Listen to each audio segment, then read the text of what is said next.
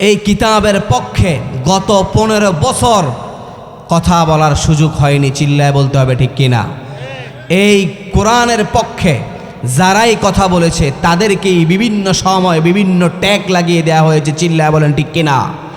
এই কিতাবের পক্ষে যারা কথা বলেছে তাদেরকে মৌলবাদী ট্যাগ দেওয়া হয়েছে। চিল্লায় বলতে হবে ঠিক কিনা?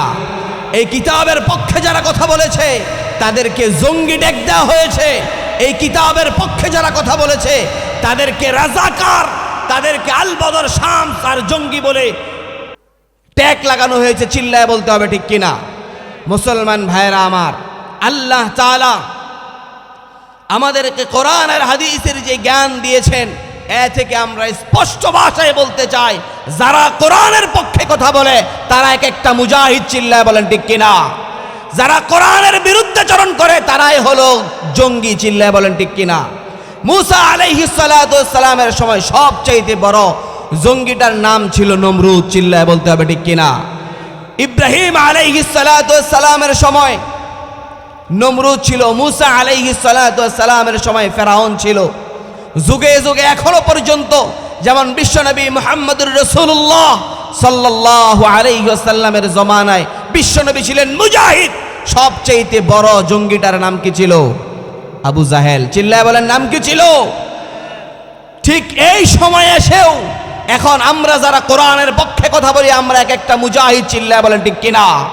কিন্তু যারাই কোরআনের বিপক্ষে শাহবাগে আন্দোলন করে তারা প্রত্যেকটা এক একটা জঙ্গি। চিল্লায় বলতে হবে ঠিক কিনা? অর্থাৎ আমরা কোরআনের পক্ষে না বিপক্ষে? সবাই বলেন নাই ঘুম আসছে আপনাদের? মুজাহিদরা ঘুমাইতে পারে? আপনারা 5 আগস্টের মাধ্যমে বিপ্লব দেখেছেন, এখনো পর্যন্ত আমাদের চূড়ান্ত বিপ্লব অর্জন হয় নাই। যেদিন এই দেশে কালিমার পতাকা পথ করে উঠবে, এই কোরআনের আইন বাস্তবায়ন হবে, সেদিন মুসলমান চূড়ান্ত বিপ্লব পাবে। চিল্লায় বলেন ঠিক কিনা? অতএব এখন ঘুমানোর সময় এখনো আসে নাই। চিল্লায় বলতে হবে ঠিক কিনা? এখন ঘুমায় গেলে চলবে না। কোরআন আর হাদিস দিয়ে আল্লাহ তাআলার খেলাফত জমিনে প্রতিষ্ঠা করতে হবে।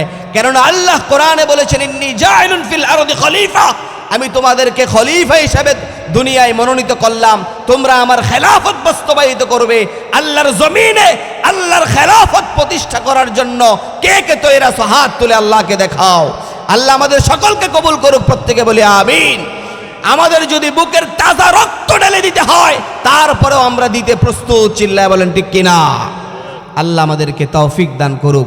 আল্লাহ আমাদেরকে সকল প্রকার ষড়যন্ত্র, সকল প্রকার জুলুম আর নির্যাতন থেকে আমাদের সকলকে আল্লাহ নিরাপত্তা দান করুক। প্রত্যেকে বলি আমিন। তাহলে আমরা কার পক্ষে? কোরআনের পক্ষে না কোরআনের বিপক্ষে?